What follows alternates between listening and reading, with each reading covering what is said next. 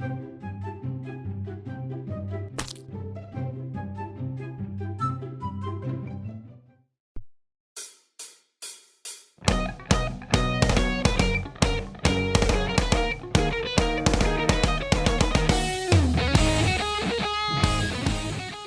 to another edition of Malicious Compliance. I have searched diligently through Reddit and I got 5 of the best stories I could find. So I hope you enjoy, sit back, relax, and here we go.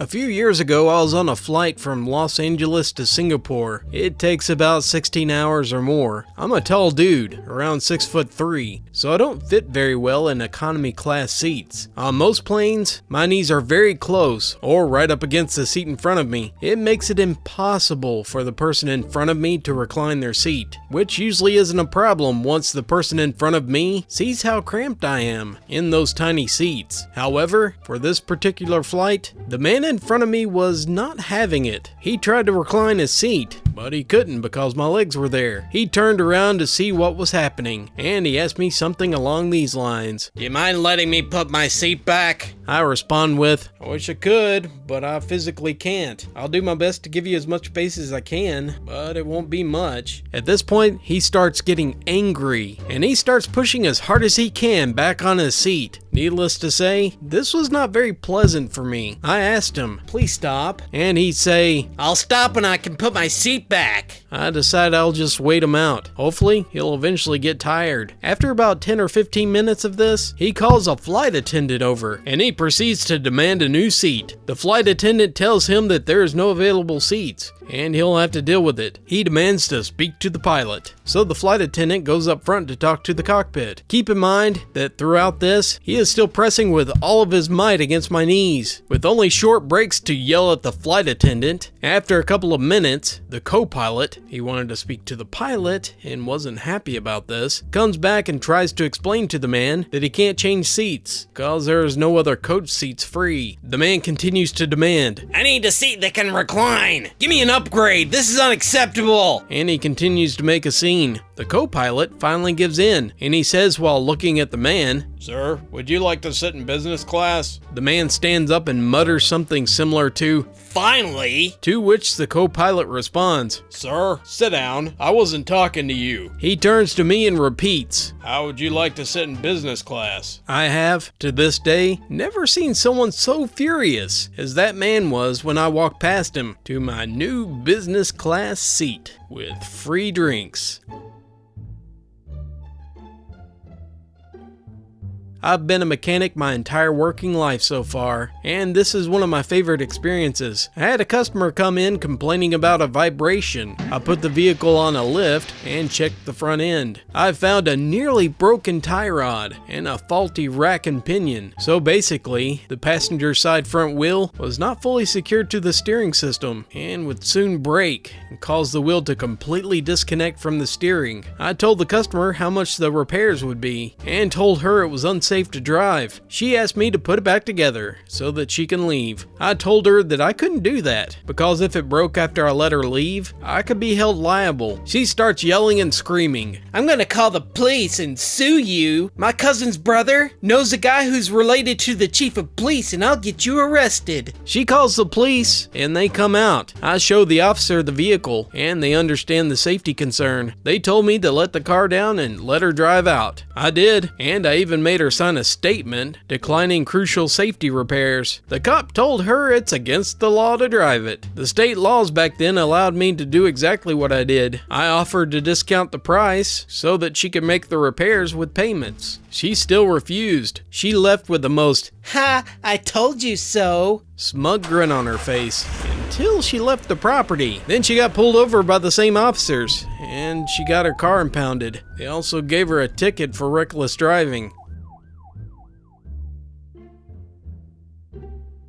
I can't believe it took me so long to think of posting this. You guys are in for an epic one here. First, you have to appreciate the kind of guy Nathan is. He's a brilliant engineer and crazy person, because Nathan likes rules, and Nathan does not give up when he knows how things should be done. I like to get him to tell me the story whenever we're together, and he doesn't even see how it was funny. It's just how he deals with all problems. Nathan was like if you saw Sisyphus and you thought, maybe I should try to stop him. But then one day, the boulder was on top of the hill, and you go up and ask him how he did it, and he replies, "It was simple. I just kept pushing it forever and ever, and eventually, the mountain gave up." A real grade 19 bureaucrat. He just works systems through problems, no matter how daunting they seem. Until one day, when Nathan's unstoppable force met an immovable object. I came into work and saw checks and envelopes spread all over his desk. Nathan was filling them out, with the kind of grin that Steve Buscemi might have crossing off names on a list with a tube of lipstick. I asked him about it, and he calmly started to explain. "I'm having trouble with the IRS. I probe a little deeper, since that in no way explains more than one check or envelope, and he starts telling me about how last year, during tax season, he was in China for work, so he started filing his taxes early when he was at his parents' house. He owed a little, but he left before he could pay it online. But then his parents, thinking he forgot, wrote a check for him and mailed his taxes in too. So now his taxes would be paid twice. They find this out, and they tell him not to worry about it, they'll cancel the check. Well, it turns out that the IRS has a canceled check fee for something like $40, and they sent Nathan a bill and a penalty for $40. That was it. That's the whole story. A $40 fee. I asked Nathan,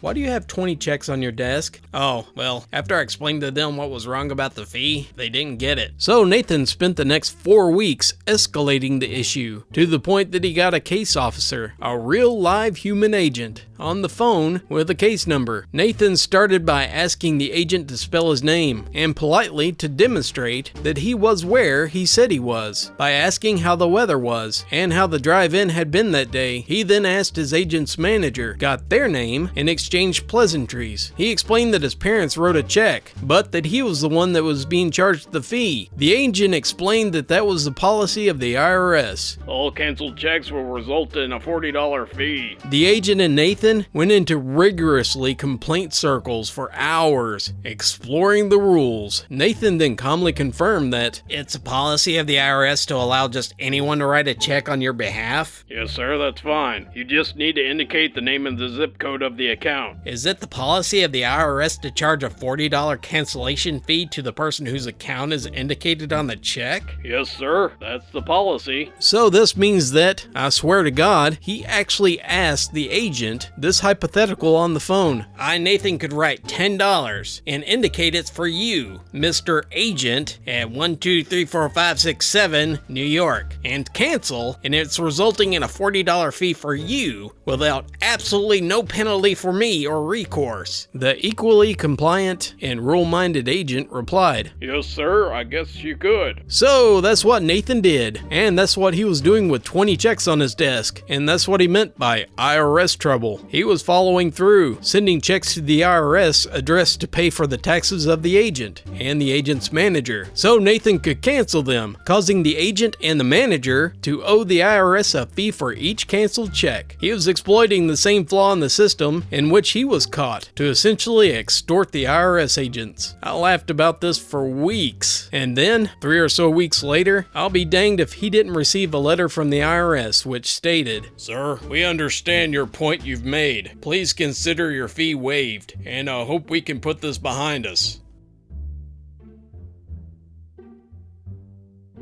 This happened a while ago. I since moved jobs. Basically, every employee in my department was supposed to log their work hours and the project they were working on. When I first joined the company, I noticed that there was an inbuilt timer in the software, which you can start and stop to get accurate logs. But I asked my bosses and other employees around, and everyone told me that no one uses it, and everyone fills out the log, EOD, or first thing in the morning the next day. I was cool with that. So I started logging my time just like everyone else. Things were fine for quite a while, until I started putting in more and more hours to get work done. Fast forward to that fateful day. I get called by management. They tell me that my logging seems dishonest and deliberately misleading. I got told off, saying that they rely on those numbers to plan deadlines for the future, only on paper, not in practice, and that I'm cheating the company. They instructed me to only use the timer from now on, and nothing else. I should probably mention that the way I log time, till then, that I rounded down to 30-minute increments, just out of personal preference. For example, if a meeting lasted 45 minutes, I'd more often just log 30 minutes. On top of that, I used to remove an hour off the top, just as an eyeball figure for lunch and smoke breaks, because on average, that's how long it took. And I should add that everyone, including my bosses, used to log time the same way. The company trusted us not to be dishonest with this, and generally it worked out fine. Anyway, that day on, I started using the timer for everything. 10-minute briefing,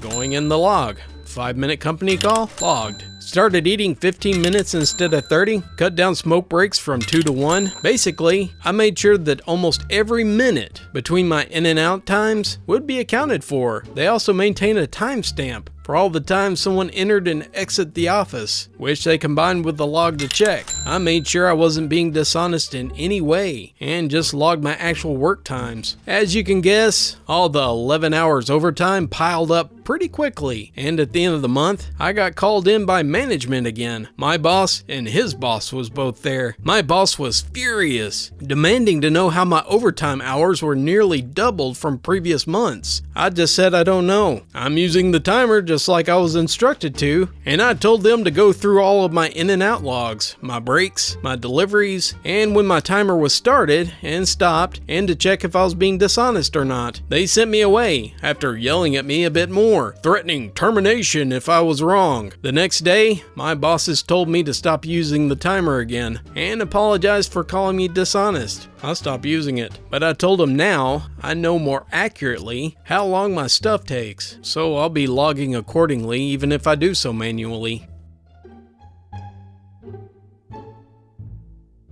Concrete mixers are big, ungainly things. Trying to maneuver them around a crowded job site is like trying to play miniature golf with a tennis ball. The biggest problem is, of course, other people, specifically other people's cars. Nobody is going to lug around 50 pounds of tools any farther than they have to. So if there's an open space near where they want to be, they park there. Never mind if that's right next to the sidewalk, or directly across the driveway where the crew is obviously prepping. It only makes things worse when it's done by people who should know better, and done intentionally. So we're pumping grout walls in the late afternoon, which already has me in a bit of a mood. Grout jobs tend to be very slow. Every cinder block has 2 cells, and the crew pumps the grout into the cells, filling them all the way to the top of the wall. Grout is really just a term for a weak concrete mix, because it's pumped super wet. It has to be, so that it can make it all the way to the bottom of the wall. Otherwise it sticks to the side of the cinder blocks, or it gets caught on the steel reinforcement. There's a lot of stopping and starting, as well as a lot of moving the pump. It all takes time, during which that concrete starts to go off and stiffen up. Things only get worse on a hot day, and the subs will do anything to get more water in the load. Heroin addicts looking for a fix has nothing on grout pumpers eyeing the last 20 gallons. As we move to a new street, we find a line of cars parked all along the side of the street we're working on, just far enough apart to take up as much space as possible, without leaving enough room to get the pump in there. Turns out it is another concrete crew, setting up to do patios. No problem, we're all concrete guys here.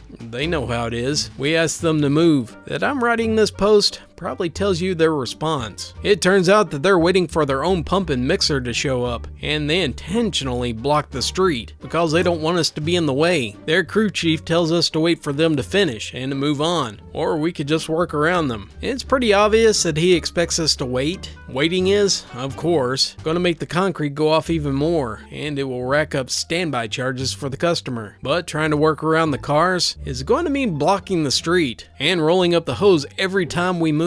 Normally, the crew just drags or carries it down the sidewalk, but we can't do that with the cars in the way. It would take much longer, depending on when the pump shows up. It might not even save us any time. Still, Todd the pumper rolls his pump right up next to the lead car and feeds the hose out around it. At the best of times, a concrete pump farts and sputters a lot like a nervous chihuahua, flinging small globs of concrete out of the hopper. If the driver isn't paying attention and accidentally let the concrete level get too low, the pump sucks in air. Feeding the concrete pump air is like feeding a hippopotamus Alestra. That stuff is not pretty, and it gets everywhere. We probably ended up moving that pump twice as many times as we had to. But it ensures that every single one of those cars gets to spend some quality time next to the hopper. We finish, and we're done with the job, and we're washing out the pump, when the crew chief, whose own concrete and pump still hasn't shown up yet, storms over to complain about all the concrete splatters on their cars. I pointed out that we told them that we'd be pumping there, and asked them to move, but they refused. At this point, he sees that I have a truck wash bucket strapped on my water tank, and demands that I let him use it to clean off his car. I tell him that that's a terrible idea. Smoking lounge on the Hindenburg levels of terrible. The stuff we use is designed to dissolve dried concrete, and it will probably damage his car. The concrete is fresh enough that he would probably be able to just rinse it off with water, but he wasn't having it. He tells me, Stop lying. If it doesn't damage your truck, it's not gonna hurt my car. Besides, I've done this sort of thing before. I know what I'm doing. Now, keeping a concrete mixer clean is almost an impossible task. No matter how hard you try, chutes overflow, pumps sputter, and plants huff concrete powder all over your truck. There are a variety of chemicals used to clean off concrete, and most of the modern mixes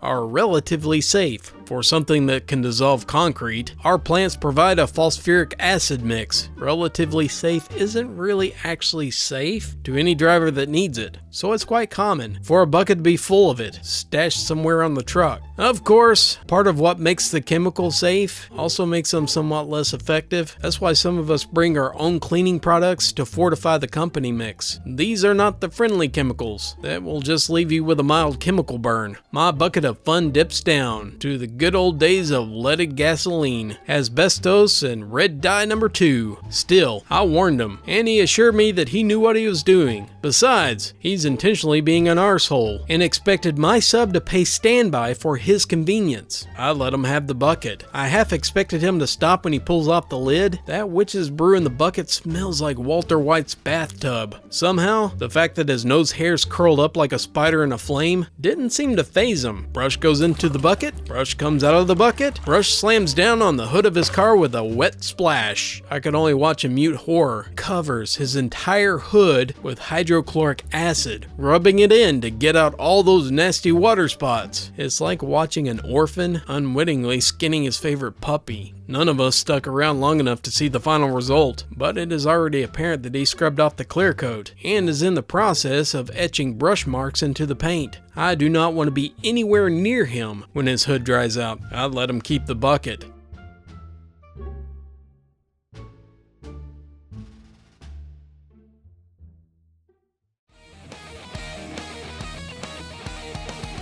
If you enjoyed these stories, please leave a like and subscribe for more. All stories from Reddit and other external sites are linked in the description below. If you have any stories you'd like to share, you can send it to my email at funwithfailure@gmail.com. And for just $1 a month at Patreon, you can get advanced audio broadcast. The link is in the description.